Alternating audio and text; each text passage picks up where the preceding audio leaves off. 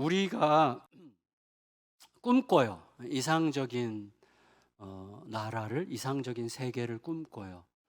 더 이상 눈물이 없고 차별이 없고 억압이 없고 폭력이 없고 억울함이 없고 그리고 두려워하지 않아도 되는 평화를, 늘 평화가 이렇게 우리를 감싸는 그런 이상적인 세계를 꿈꾸는데, 하나님께서도 계속해서 그 그림을 우리에게 보여주시죠. 그래서 그림이 아주 아름다운, 우리가 어릴 때부터 부른 그 복음송에도 있는, 요새도 이 찬양 많이 부르더라고요.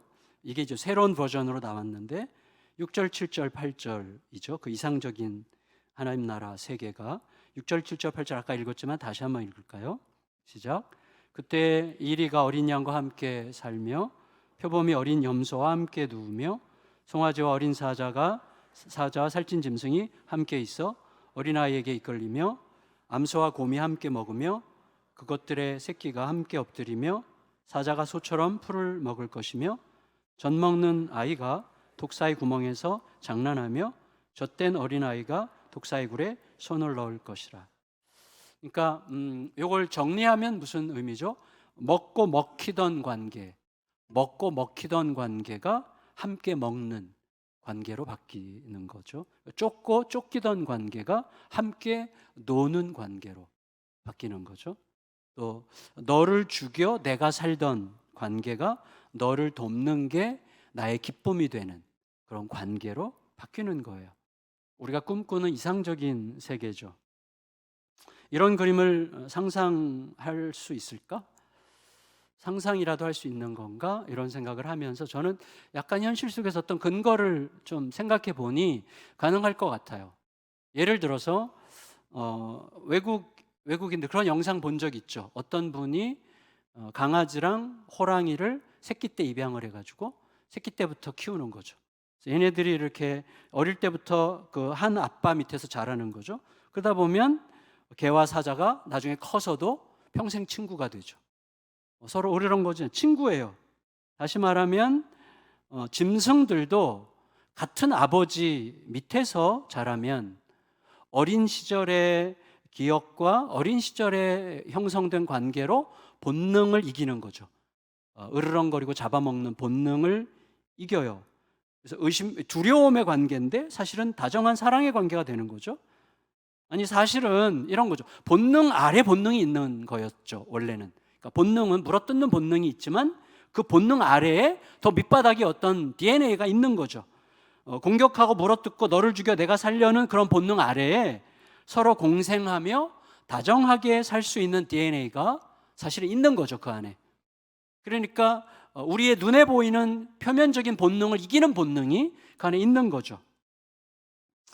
문제는 뭐냐면 우리가 그런 세계를 진짜로 원하는가 하는 거예요. 진짜로 원할까? 예를 들어서 우리는 진짜로 원하는 사람과 별로 원하지 않는 사람이 나눠지는 것 같아요. 별로 원하지 않는 사람은 이미 강한 자죠. 이미 강한 자는 별로 원치 않을 거예요. 그냥 뭐 지금도 괜찮으니까. 정말로 힘없는 자, 약한 자, 억울한 자, 원통한 자, 눈물 흘려야 되는 자들은 진짜 원하죠. 이러한 세계를. 그래서 우리가 진짜로 원하지 않는다면 내가 여전히 강함을 꿈꾸고 있기 때문이 아닐까라고 스스로 질문해 볼 필요가 있겠죠. 그래서 오늘은 이 이상적인 세계를 하나님께서는 어떻게 이루려고 하시는가, 그리고 그 이상적인 세계를 이루는 힘이 뭔가, 그리고 그 이상적인 세계를 이루는 힘에 참여하는 우리들의 방식은 뭔가, 이런 부분들을 좀 생각해 보려고 합니다. 첫째, 그 하나님께서 우리에게 제시하시는 그 꿈, 그 너무나 이상적인 아름다운 이 세계는 어떻게 이루어지는가? 1절입니다. 1절 같이 읽을까요? 시작. 이새의 줄기에서 한 싹이 나며 그 뿌리에서 한 가지가 나서 결실할 것이요. 여러분 보세요. 이새가 누구죠? 제가 죄송해요. 야라 그래가지고. 안 돼 원래. 왜 야라 그랬지? 너무 그러고 싶었나 봐. 야 이렇게.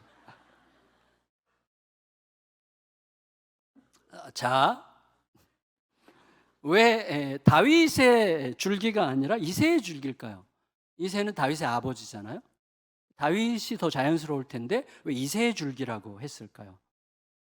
어쩌면 다윗 왕조가 무너질 거라는 일종의 사인일 수 있어요.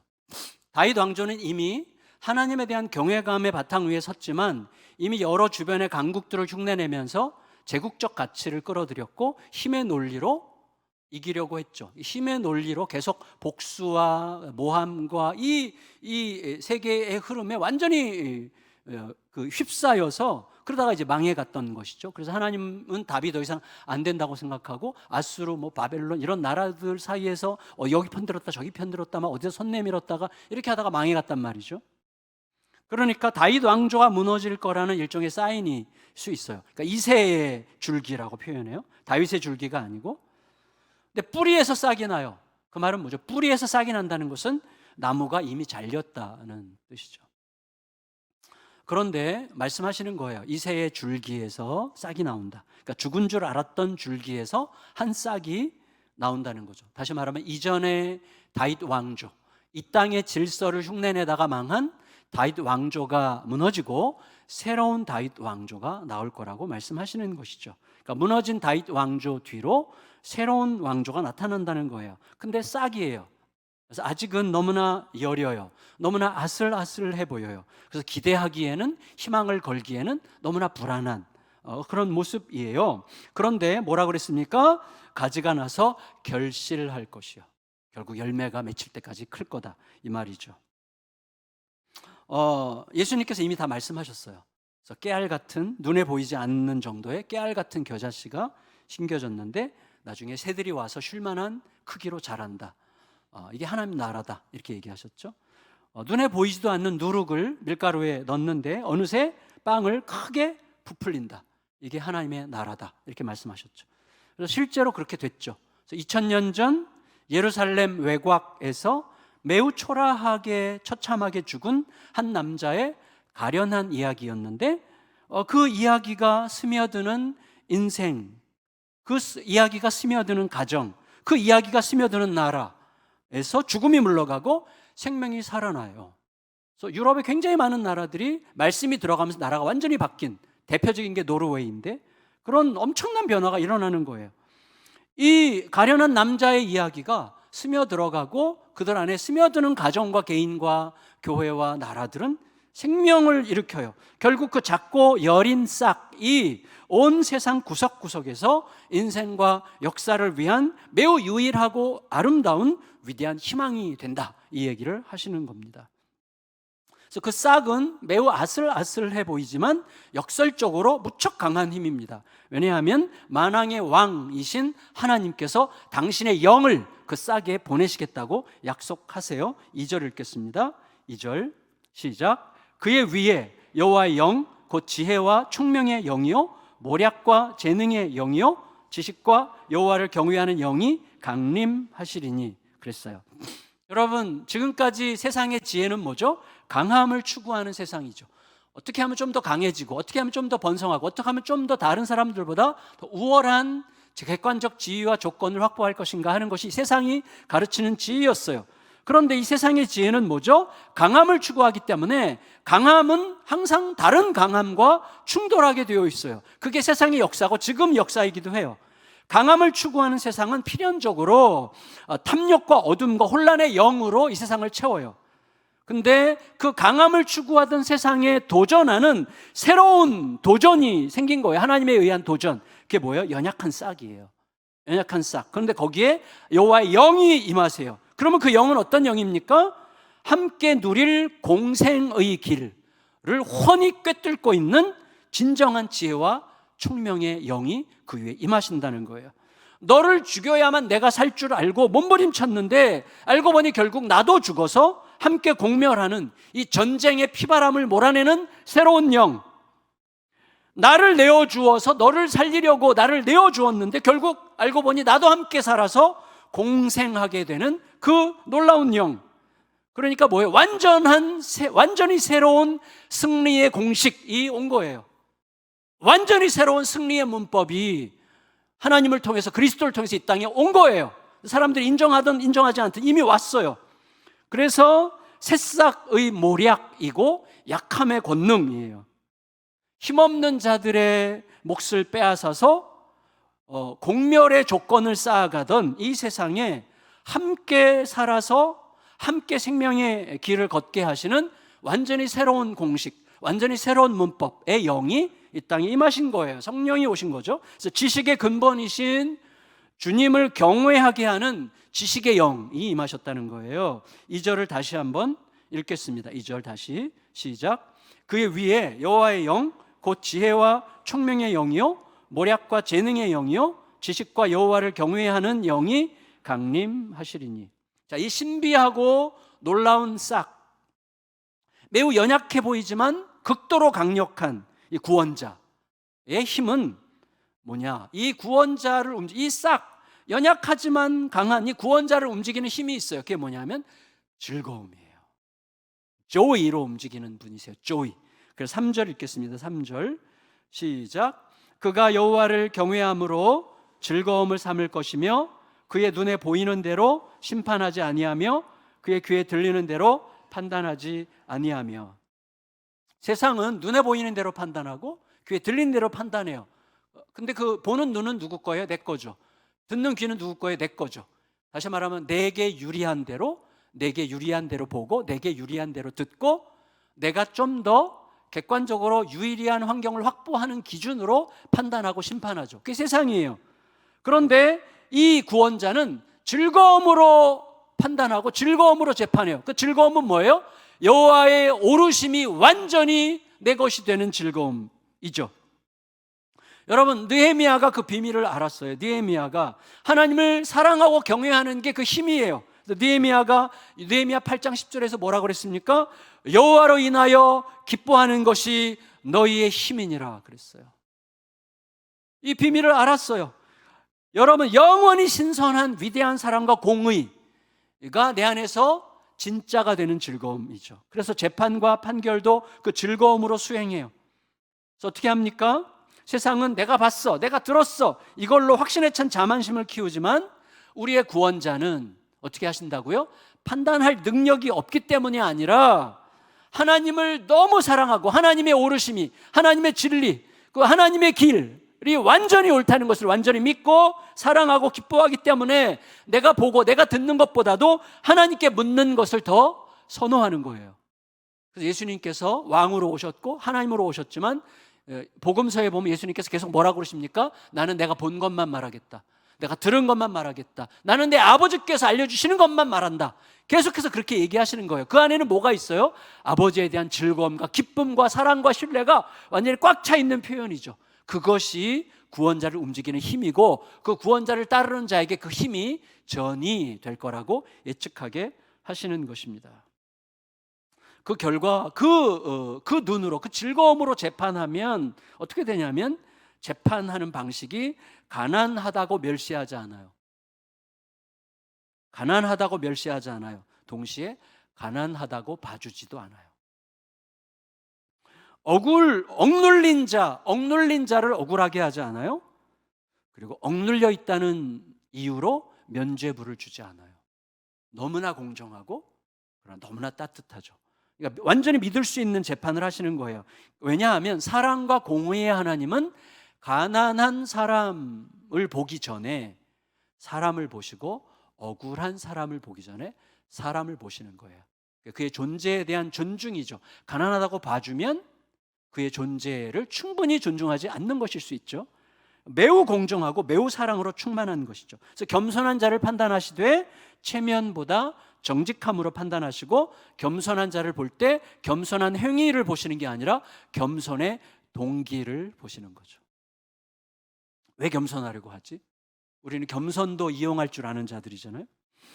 그래서 말씀을 붙드시는 하나님, 말씀으로 세상을 붙드시는 하나님께 온전히 정렬되어 있기 때문에, 또 그 자신이 세상을 창조한 말씀 그 자체이시기 때문에 이 구원자는 그의 말씀 중에 흘려들어도 되는 가벼운 말은 하나도 없어요. 그의 말 하나하나가 전부 다 현실이야. 그의 말 하나하나가 너무나 무겁고 중해. 그래서 그의 말 자체가 하나님의 질서를 거역하는 세상을 내리치는 몽둥이가 되고, 그의 예리한 말이 선하신 하나님을 거역하는 세상, 악한 자들을 처형하는 능력이 되는 거예요. 그래서 4절에 이렇게 기록하고 있습니다. 4절 읽겠습니다. 시작. 공의로 가난한 자를 심판하며 정직으로 세상의 겸손한 자를 판단할 것이며 그의 입의 막대기로 세상을 치며 그의 입술의 기운으로 악인을 죽일 것이며. 결국 이 구원자는 하나님의 공의와 하나님의 성실로 허리를 단단하게 두르고 있기 때문에 그분이 누군가를 억울하게 편향적으로 기울게 판단하실 거라고 생각할 이유가 전혀 없는 거예요. 주님만 따르면 걱정할 게 없어요. 그러니까 우리가 어떤 상황에서 이쪽 저쪽 좌충우돌 흔들릴 게 아니라 더 주님께 집중하다 보면 억울하게 만들 일이 없는 거예요. 누구도 억울하게 만들지 않을 거라고 이야기하시는 것입니다. 5절 읽겠습니다. 5절 시작. 공의로 그의 허리띠를 삼으며 성실로 그의 몸에 띠를 삼으리라. 그래서 여러분, 이분이 이제 온 땅을 다스리시기 시작하게 되면 세상에는 에너지가 흐르죠. 여러분, 우리들의 마음에 어떤 에너지가 지금 흐르고 있어요? 두려움, 염려, 근심, 의심, 불안, 걱정, 분노, 원망, 서운함, 이런 에너지가 흐르면 피부색이 벌써 달라져요. 얼굴이 죽어가기 시작해요. 관계가 깨지기 시작해요. 에너지가 흘러야 돼요. 여러분, 이 구원자가 진실로 나를 다스리면 에너지가 바뀌어요. 사랑이, 신뢰가, 관용이, 포용이, 용납이, 이해가, 헤아려짐이, 품고 싶은 마음이, 짠한 마음이, 이런 에너지가 계속 흘러요. 그러면서 내가 얼굴에 빛이 나기 시작하고 관계가 달라지고 내 주변에 있는 사람들이 희망을 보기 시작하게 되는 거예요. 그래서 그분이 온 땅을 다스리게 되면 땅에는 완전한 사랑과 신뢰의 에너지가 넘쳐 흐르기 시작하는 거죠. 개인과 가정과 교회와 나라 안에 그런 에너지가 흘러야 되는 거예요. 구원자 자신으로부터 분출하는 이 공생의 지혜가, 공평한 정의가, 영원히 지겨울 수 없는 사랑이 흐르면 지금 현 시점에서는 결코 상상할 수 없는 완전히 새로운 이상적인 질서가 시작되게 될 거라는 거예요. 제가 지난 새벽기도 3일째인가 때 말씀드렸죠. 미국에서 그 소문난 추심 회사, 남의 못 갚은 돈 대신 받아주는 그 수금 대행 회사를 완전히 복음 위에서 새로운 가치로 해서 빚진 사람을 쫓아가서 닥달하고 추적하고 압박하고 막 이렇게 해가지고 돈을 빼내는 게 아니라 그 사람과 대화하고 그 사람을 헤아리고 기다려주고 편지 보내고 함께 빚 갚을 방법을 찾아보고, 말이 안 되는 되게 무기력한 방법인데 그 방법으로 꾸준히 하면서 이 크리스티나라는 이 자매 이름이 무슨 브릿지인데 크리스티나 무슨 브릿지인데 이 자매가 만든 회사가 결국은 다른 추심 회사의 업적이 3배였다는 거예요. 그래서 이 회사에서 성공적인 직원들이 성공의 기준이 뭐냐면 못 받은 돈 더 많이 받아낸 액수로 판단하는 게 아니라 인센티브를 누구에게 줘요? 고객에게 감사 편지를 많이 받은 걸로. 빚진 사람으로부터 감사 편지를 많이 받은 양으로 인센티브를 주는 회사가 된 거예요. 완전히 새로운 논리인데 가능할 수 있는 거예요. 이게 경영학에 나오는 대표적인 예 중에 하나예요. 다른 에너지가 흘러야 되는 거예요. 다른 에너지가 우리 안에서. 그래서 내 안에서 나를 계속 점검해야 돼요. 내 안에서 왜 이렇게 미움의 에너지가 흐르지? 왜 이렇게 서러움의 에너지가 흐르지? 왜 이렇게 섭섭함의 에너지가 흐르지? 왜 원망의 에너지가 흐르지? 계속 점검해야 돼요. 왜냐하면 예수 그리스도가 자꾸 가난해지고 있어요. 내 안에서. 예수 그리스도의 부여하신 은혜가 아무것도 아닌 것처럼 내 안에서 인정되고 있는 거예요. 그 에너지를 계속 바꿔가야 돼요. 그리스도 앞에서. 결국 뭐냐면 우리를 고치시는 주님과 그 주님께서 우리에게 이루신 그 길, 주님께서만 이루실 수 있는 그 길을 아는 지식이 내 안에, 우리 온 땅에 충만해지는, 편만해지는 게 결국 우리가 가야 되는 길인 거죠. 9절 읽겠습니다. 9절 시작. 내 거룩한 산 모든 곳에서 해됨도 없고 상함도 없을 것이니 이는 물이 바다를 덮음같이 여호와를 아는 지식이 세상에 충만할 것임이니라. 물이 바다를 덮음같이 여호와를 아는 지식이 세상에 충만하면 그 일이 이루어진다는 거예요. 내 안에서. 그러니까 내 안에서 그런 일이 안 이루어진다면, 우리 가정에서 그런 일이 안 이루어지고 계속 원망과 분노와 섭섭함과 불편함이 계속 흐르고 있다면 지금 그리스도를 아는 지식이 내 안에서 뭔가 어딘가에 허물어지고 있는 중이라고 할 수가 있겠어요. 이런 거죠. 여러분, 제가 나무에 관한 책들 몇 권을 이제 사놓고 야금야금 읽고 있는데 너무 재밌어요. 근데 페루 안데스에 집중적으로 자라는 퀴나 나무라는 나무가 있어요. 여기 이제 사진 보시면 이게 퀴나 나무인데, 이게 이제 굉장히 강한 독성을 가진 나무라고 알려져 있었어요. 그래서 인디언들은 웬만하면 이 나무 근처에도 안 갔고, 이 안데스 인디언들이, 그리고 심지어 이 나무가 물가에 많이 심겨져 있는데, 어떤 물에 갔는데 물가에 저 나무가 심겨져 있으면 그 물을 마시지 않았대요. 위험할까봐, 죽을까봐. 그런데 어느 날 어떤 이제 일이 생겼는데, 그 인디언 중에 하나가 열심히 이제 사냥을 하다가 학질 모기에 걸렸어요. 근데 사냥에 몰두하느라고 몰랐어. 어느 날 얘가 점점 모기의 이 균, 말라리아잖아요. 말라리아 균이 이제 온몸을 싸면서 현기증으로 쓰러졌어요. 겨우겨우 의식을 차려가지고 했을 때 이미 막 온몸에 고열이 돌아가지고 목이 막 타들어가는 중이었대요. 막 한참을 기듯이 막 헤매면서 물을 찾아다녔는데 물을 드디어 발견했어요. 그 물가에 뭐가 있었을까요? 저 퀴나나무, 우리 기나나무라는 나무가 있었어요. 그래서 이제 고민이 되는 거죠. 그 아픈데 살려면 이 물을 마셔야 되는데 그 물 때문에 죽을 수 있잖아요. 그래서 막 어쩔 줄 모르고 하는데 너무나 목이 타들어가니까 어쩔 수 없이 죽을 심정으로 그냥 마신 거예요. 정신을 잃고 쓰러졌어요. 한참 지난 다음에 깨어났는데 그때는 이미 말라리아를 이겨내기 시작했대요. 여러분, 이 퀴나나무에서 나오는 성분이 퀴닌이에요. 퀴닌이 말라리아 치료제예요. 퀴나나무 껍질을 벗기면 거기에 퀴닌 성분이 엄청나게 들어있는데, 그래서 이 말라리아 치료제를 먹은 거예요. 어떻게 보면 그렇게 해서 발견됐다고 해요. 전해지는 이야기에 따르면. 그래서 그 발견 덕에 지난 200년 동안 셀 수 없이 많은 사람들이 말라리아에서 살아났다는 이야기를 읽었습니다. 저는요, 이 책을 읽으면서 십자가에 연동이 이렇게 됐어요. 왜냐하면 십자가는 우리가 늘 우리 가까이에 있지만 왠지 답이 안 되는 것 같아. 우리의 우악스러운 현실에서는 답이 안 되는 것 같아. 억울한 일을 딱 당하면 십자가는 저 멀리 도망갑니다. 십자가를 가까워하고 싶지 않아요. 십자가는 나를 너무 좀 억울하게 만드는 거기 때문에 십자가를 가까이 하고 싶지 않아요. 그래서 날 망하게 할 것 같았으나 완전한 생명을 주는 나무가 바로 십자가였구나라는 생각을 하게 됐어요. 하지만 세상은 죽어가면서도 여전히 십자가가 두려워서 멀리하고 있어요. 가까이 하려고 하지 않아요. 죽고자 하여 붙들면 살 텐데 여전히 못 붙들고 있는 거죠. 여러분, 그래서 이런 이상적인 그림이 현실이 되려면 조건이 있어요. 조건이 뭐냐면 십자가의 핵심을 알아야 돼요. 십자가의 핵심. 자, 보세요. 아까 우리가 읽었던 6, 7, 8절에 어린 양이 등장하고 새끼 염소가 등장하고 송아지가 등장하고 젖 먹는 아이가 등장해요. 양이 아니고 염소가 아니고 소가 아니고 사람이 아니에요. 어린 양, 새끼 염소, 송아지, 젖 먹는 아이예요. 연약함이죠. 약함. 근데 여러분, 평화가 오려면 약한 쪽에서 노력하면 안 돼요. 노력해야 아무 소용이 없어요. 약한 쪽에서 노력해야 무슨 변화가 있는 게 아니에요. 왜냐하면 상대는 이리, 표범, 사자, 곰, 독사예요.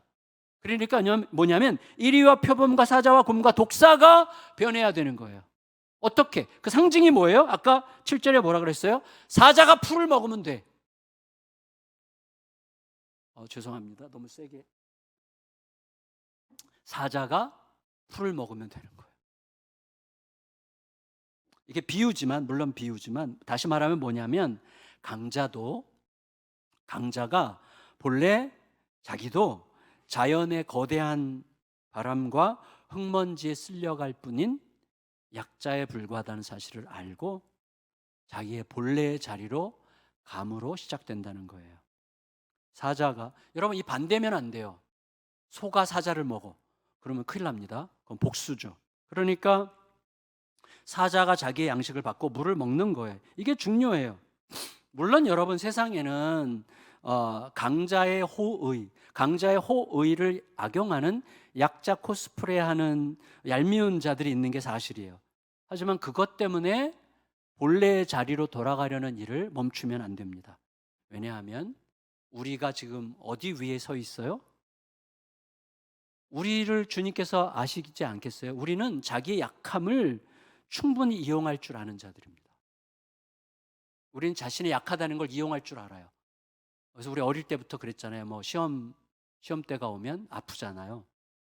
그래서 약함을 이용하는 거죠. 그러니까 사실은 자신의 약함을 이용할 줄 아는 우리의 그 악함을 아세요, 주님은.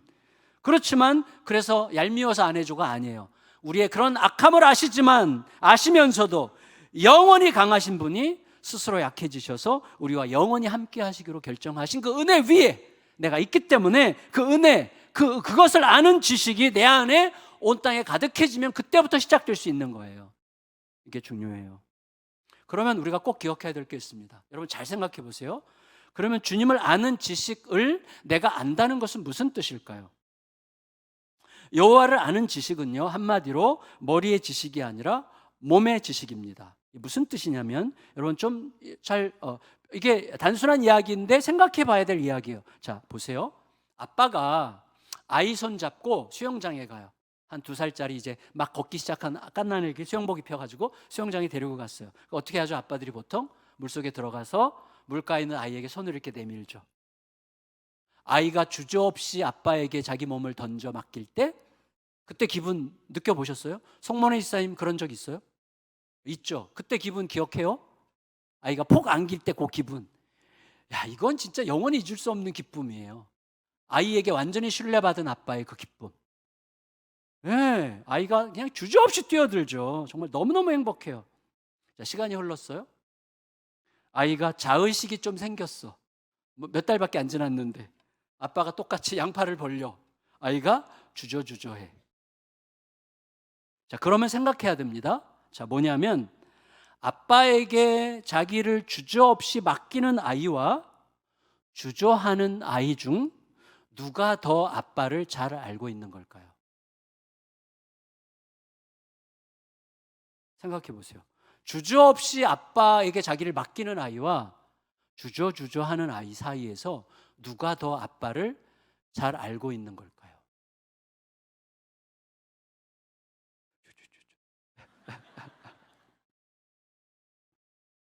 여러분, 주저하게 되는 이유는 아빠의 실체를 더 잘 알게 됐기 때문일까요? 내가 뭘 좀 알게 됐다고 생각하기 때문일까요? 생각을 좀 많이 해보세요. 좀 많이 해보셔야 돼요. 저도 지금 생각하고 있는 중인데 저 결론은 분명해요. 뭐냐면 예수님은 왜 우리한테 어린아이가 되라고 하셨을까? 어린아이가 되라고 하신 것은 아무 생각 없이 무식해지라고 하신 말씀이 아니죠. 무식해져야 된다. 이 말이 아니죠. 자, 주님을 아는 지식은 주님을 제대로 알아갈수록 주님이 아닌 가짜들에는 민감해지고 주님께서 팔을 내미시기만 해도 완전히 나를 던져도 될 만큼 주님께서 나를 지키시고 내 약함에 자신을 완전히 맞춰주시는 아주 강한 분이심을 내 온몸으로 아는 지식. 이게 주님을 아는 지식이에요. 많이 공부해도 좋아요. 많이 알아도 좋아요. 신학 박사 100개 받아도 좋아요. 근데 중요한 건 뭐냐면 주님을 안다는 것은 그럴수록 주님의 벌리신 팔에 나를 완전히 맡길 수 있는 힘이 커가는 것. 이게 주님을 아는 지식이죠. 주님을 알아갈수록 맡기지 못해. 주님을 알아갈수록 내가 철이 들어가면서 주님께 맡기는 게 힘들어져. 그 주님을 아는 지식이 점점 작아지는 거잖아요. 여러분, 제가 좀 알량한 예를 들자면, 좀 알량한 예라서 죄송한데 어제 막 설교 준비 이거를 막 하고 있는데 있었던 일이에요. 전화가 왔어요. 서울에 굉장히 유명하고 권위 있는 기관이에요. 그래서 거기 이제 좀 명사들이 많이 모이는 그런 모임에서 3월 말에 자기네 이제 임원들이 다 모이고 총회를 하는데 거기서 말씀을 전해달라고 전화를 받았어요. 일정을 보니까 그날이 딱 우리 동네 목회자들과 제가 한 달에 한 번씩 책 읽기 모임을 하거든요. 그날이랑 시간과 날짜가 딱 겹쳤어요. 제가 마음이 흔들렸어요. 우리 동네 목사님들은 제가 양해를 구하면 다 이해해 주실 분들이야. 양해를 구하면 돼. 그래서 이제 흔들리면서 약간 고민을 하는데 주님께서 이런 마음을 주시더라고요. 흔들리니? 가고 싶니? 거기 저명한 명사들이 많이 와서 너 가고 싶지? 그러면서 이런 깨달음을 주셨어요. 이 지역의 목회자들이 항상 그 책 읽는 날짜를 잡을 때 제가 뭐라고 항상 저부터 날짜를 정해라고 그래요. 그럼 거기에 웬만하면 맞추려고 노력을 하세요. 그러니까 너무너무 죄송해요. 근데 주님께서 주신 마음은 이거예요. 이 지역 목회자들이 너의 일정에 맞춰서 그날로 약속을 정했는데 너를 위해 일정을 맞춘 분들을 두고 너가 시간을 맞춰야 되는 곳에 가야겠니? 거기는 너 아니어도 되잖아. 거기 너 아니어도 가고 싶은 사람 많다. 이런 마음을 주셨어요. 약간 흔들렸는데 전화를 다시 걸어서 그날 좀 다른 약속이랑 겹쳐서 어렵겠습니다 하고 전화를 딱 끊었는데 한 13%쯤 서운했어요. 그리고 87%가 엄청 즐거웠어요. 여러분, 주님을 아는 지식을 따른다는 것은 힘들고 즐거운 일이라고 생각합니다. 그건 쉬운 일은 아니에요.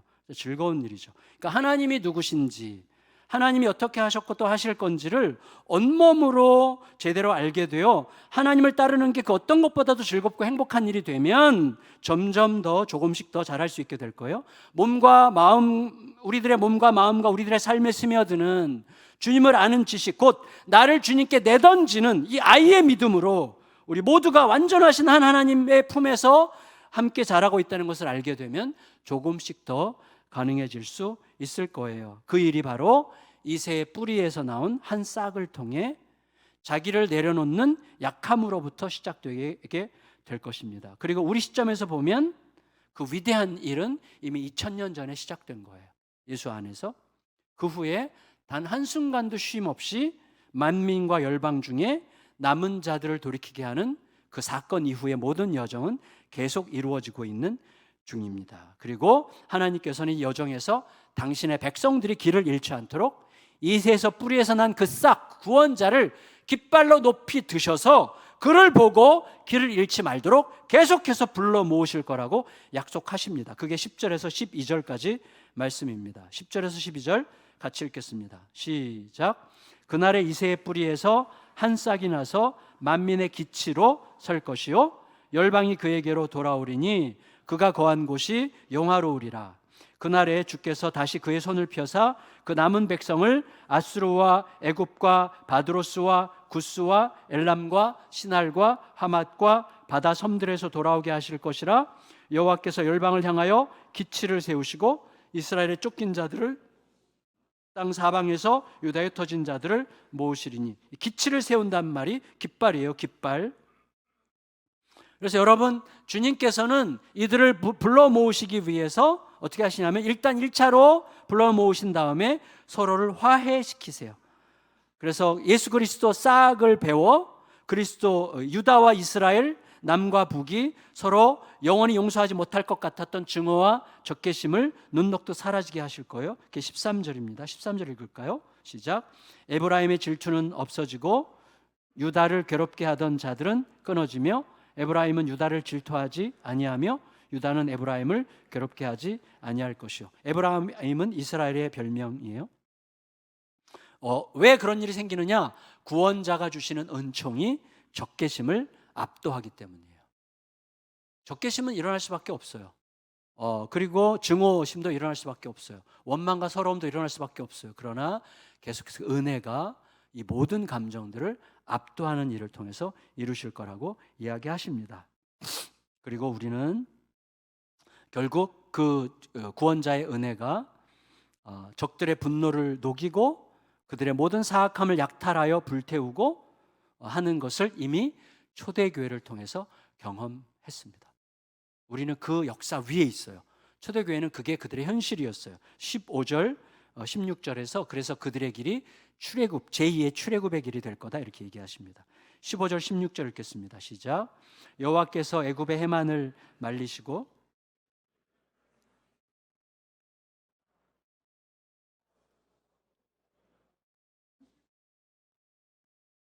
그 남아있는 백성 곧 아수르에서 남은 자들을 위하여 큰 길이 있게 하시되 이스라엘이 애굽 땅에서 나오던 날과 같게 하시리라. 여러분, 이제 남은 자들이 약속의 땅으로 계속 돌아오고 돌아와요. 약속의 땅에 구원자를 통해서 새롭게 배우고 여호와를 아는 지식으로 충만하여 이전에 가졌던 어둠의 모든 영이 내 안에서 점점 물러가고 성령이 우리 안에 새로운 질서를 만들면서 화해와 평화와 기쁨과 자유와 만족과 용납과 품으며 하나가 되는 그 길을 계속 조금씩 더 걷게 하시는 거예요. 그게 출애굽의 길이라고 이야기하시는 거예요. 예수님께서는 이미 요한복음 14장에서 내가 곧 길이라고 말씀하셨고, 그리고 자신의 죽음을 이야기한 변화산 사건, 누가복음 9장에서 변화산에서 모세와 엘리야와 함께 자신의 죽음에 대한 이야기를 나누셨다고 그랬는데, 그 죽음이라는 단어가, 별세라는 단어가 헬라어 원문으로는 엑소더스예요. 출애굽이에요. 그 대화에서 주제가 출애굽이었고, 그리고 그 모든 길을 히브리서 10장 20절은 우리의 구원을 위해서 놓인 그 길이 예수께서 자기 몸을 찢어 열어놓으신 새로운 살 길이라고 히브리서가 우리에게 증언하고 있습니다. 그 길을 예수님께서 놓으신 거예요. 그래서 그 길을 걸어가는 자들은 결국 노래하게 돼요.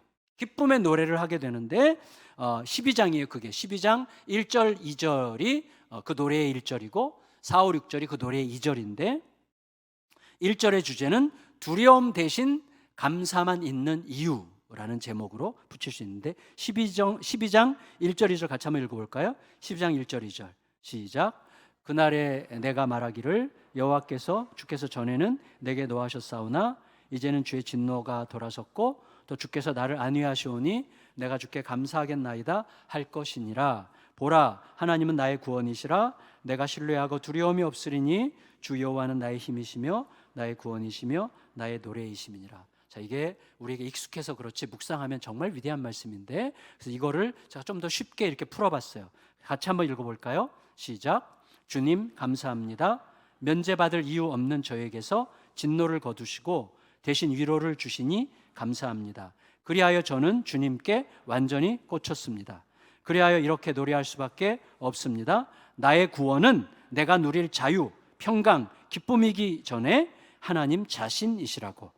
하나님이 나의 구원이고 힘이고 노래십니다. 따라서 심지어 자유가 없고 평강과 기쁨이 없어도 어디나 계신 하나님만 계시면 나는 이미 구원받은 겁니다. 나에게 이제 두려움은 없습니다. 자유 없는 감옥에서도 자유하고 평안이 없는 원형 경기장 안에서도 평안하고 모든 기쁨이 사라진 거절당한 자리에서도 기쁨을 누릴 수 있습니다. 아멘. 여호와가 나의 구원이시기 때문에. 이게 이 노래의 핵심이고요. 2절의 주제는 내 주님을 온 세상과 나누어 가져야 하는 이유라고 제가 붙여봤는데 4절에서 6절이에요. 같이 읽을까요? 4, 5, 6절 시작. 그날에 너희가 또 말하기를 여호와께 감사하라. 그의 이름을 부르며 그의 행하심을 만국 중에 선포하며 그의 이름이 높다 하라. 여호와를 찬송할 것은 극히 아름다운 일을 하셨음이니 이를 온 땅에 알게 할지어다. 시온의 주민아 소리 높여 부르라. 이스라엘의 거룩한 이가 너희 중에서 크심이니라 할 것이니라. 이거를 또 좀 제 말로 쉽게 풀어봤는데 같이 읽겠습니다. 시작. 이제 우리는 우리 주께서 만왕의 왕이심을 온 땅에서 인정하십시다. 주께서 행하신 지극히 아름다운 일을 온 땅 구석구석까지 다 알게 하십시다. 위대하고 크신 우리 주님은 아무리 온 세상과 나누어 가져도 조금도 작아지지 않으신다는 걸 아십시다. 그리하여 온 열방을 향해 온 힘을 끌어모아 소리 높여 외치십시다. 우리 중 계시는 하나님은 참으로 크고 위대하시다고. 그래서 그렇게 노래하는 자들에게는 희망의 약속이 주어집니다. 3절 읽고 마칠게요.